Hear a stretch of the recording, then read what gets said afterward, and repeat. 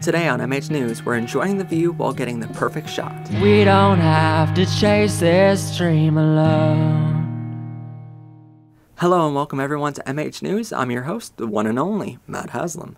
Every photographer has had this problem at one point or another. Whether you're just a hobbyist or a professional shooting motion photography or still photography, it truly doesn't matter. Whenever you go out for a Sunday stroll through the park, you want to take your camera to make sure you can capture photos and videos to put into a scrapbook and remember the moment. And nowhere is this more true than when you're on vacation. I remember the last time I went on vacation. Sure, I took my camera along, but it seemed like the more photos I wanted to take, the more concentrated I became on getting the shot. And at some points on the trip, I forgot I was even on vacation, and my little casual trip turned more into work than a relaxing day off. Later on, looking back at the photos was kind of disheartening, because you start to realize how breathtaking the location was, and yet how little time you took to enjoy it. So today, we're going to help you overcome this battle and give you some tips on how to allow yourself to enjoy the next trip or vacation you take, and still get plenty of great shots to help you remember the trip for years to come. When you're on a professional shoot, you have plenty of time to set up the shot with tripods, sliders, and jibs. But when you're on a vacation with your family and friends, the last thing you want to do is turn your family and friends into crew for the day. Plus, setting up the shot with tripods and other camera supporters takes plenty of time, so the first step in the right direction is to leave your tripod at home. The only thing you should take a tripod for is the occasional shot of your whole family, but most times if you're in a tourist area, you can stop and ask someone else to quickly take the picture for you, and even offer to take a photo of them with their camera in exchange. Sure, tripod sliders and jibs offer a way to get professional looking shots and stable shots, but you're not shooting for the cover of Time magazine here, and you're not shooting to have this video in a professional film. You're simply trying to capture the moment. So we suggest using the image stabilization button on your camera and just shoot handheld. If you want to ensure you capture every moment of your trip, invest in a GoPro camera. Now again, you're not looking for pro quality here, so shooting in 4K on a GoPro Hero 4 Black Edition would be kind of pointless. But get yourself a good quality Hero 3 Edition White, which is only about $200 and will do everything you need it to. Then get yourself a strap to mount this camera onto your chest or helmet, depending on what activities you plan on doing. If you're going horseback riding or snorkeling, maybe opt for the chest mount. If you're going biking or canoeing, opt for the helmet mount. This will allow you to hit record in the very beginning and forget the camera is even there. Plus, you can also call ahead to wherever you're going and ask them, what kind of gear am I going to be wearing? Am I going to be wearing a helmet or something like that? And plenty of times they'll give you advice on what kind of GoPro mount you should invest in, because many times they've gone through it plenty of times before. Plus, then if you see something you love, your camera is already facing in the same direction and already captured it for you. So there's no need to stop and pull out your camera, get it all set up, and finally take the shot and be on your way. If you have a DSLR, then use the camera strap that came with your camera. While this strap is cumbersome and gets in the road most times when doing almost anything else, this strap comes in handy to make sure you can quickly pick up the camera from your side, take the picture without worrying about it slipping out of your hands. You can also invest in a wrist strap for your DSLR, which will only set you back about $15, but using the provided shoulder strap allows you to put the camera off to the side when it's not being used and out of the way, so you can use your hands the rest of the day. If you're going on an all-day long adventure, then take a couple extra batteries in your pockets, but make sure to set up all of your camera settings right away in the morning to match the environment that you're in. Then maybe once you stop for lunch, reset your camera settings for the midday sunlight, and maybe near the end of the day, reset at dinner time to adjust for the sunlight going down. At most, you don't want to stop to adjust your camera settings more than once per hour. Stopping to adjust takes time and will take away from your experience for not only you, but your whole party. So adjust your camera settings as little as possible. We also suggest setting your camera up for as many auto settings as your camera allows.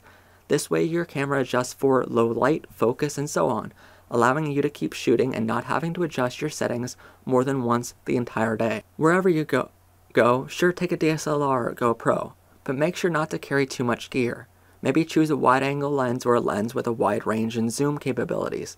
because stopping to switch cameras or switch out lenses is time you could be spending enjoying the view. Plus, all this gear will start to weigh you down, and your trip will very shortly be ruined if your back starts to get sore. When you momentarily stop to take a shot, don't spend a long time making sure everything you want is in frame and in focus. If you're worried about making sure everything is in frame, simply shoot at a wider zoom length, because you can always crop the image down later. When you do take a photo, set your camera on continuous shooting to make sure you capture at least 2 or 3 frames of every shot you take. This way you can choose the best out of the 3 later on, and it still doesn't slow you down while you're actually on your trip. This will slow you down later on in editing back home, but back home you can always take all the time you need. But most importantly, if you're out for a long day, make sure to get a large SD card for your DSLR and another large SD card for your GoPro. This way you don't have to stop and switch out cards, and you never have to worry about accidentally dropping a small SD card and losing half your footage from the entire day. When the day is all over and you go back to your house or back to your hotel room, then and only then should you import your footage into a computer, copy it onto an external hard drive, and format your SD card for the next day of adventure. If you're on a week-long vacation, don't sit in your hotel room scanning through several hundred photos. Go to dinner and enjoy your time. If you missed a shot somehow, there's nothing you can do about it anyway, so wait until you're back home to look through the photos. I'm just as guilty of this as the next guy, because I'm always anxious to see what I captured, but if somehow I missed a shot or something wasn't in focus, it will start to ruin your mood, and in the end, ruin your trip. The photos you take will still be there when you get home, so enjoy yourself while you can. Wherever you're going, save something from your trip besides the photos or videos though. Remember, when you're on vacation, the best part of the whole trip is the memories you make, and you don't necessarily need photos to help you remember them. So if you're going on a trip, maybe bring back something like a plane ticket or a souvenir from the gift shop. If you're going rock climbing, sure, take a GoPro and mount it to your helmet. But when you get to the top of the mountain, pick up a small pebble and later put it into your box of mementos. Just because it's your camera doesn't mean you have to take all the photos either. If you're traveling with your family, don't just designate a cameraman, because at the end of the day, there will always be someone missing from every photo. One of the worst things you can do is to put together a scrapbook for your kids later in life, and for either their mom or dad to consistently be missing from the photos. If your kids are young when they take the trip, they'll need photos to help them remember, and they'll start to wonder why their mom or dad is missed so much, not knowing they were the designated cameraman and they were always behind the camera.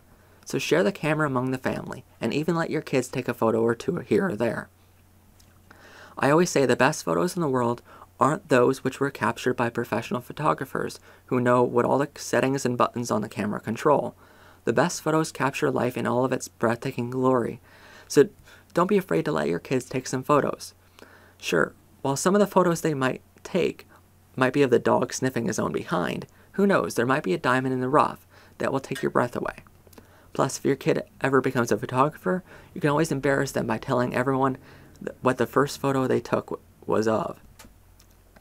But on top of all the tips we can provide to help you both capture amazing shots and still enjoy the view, our best tip of all is to allow yourself time to leave the camera back at the hotel. Sure, your camera might get lonely for a few moments, but the biggest part about embarking on a new adventure isn't about trying so hard to preserve it.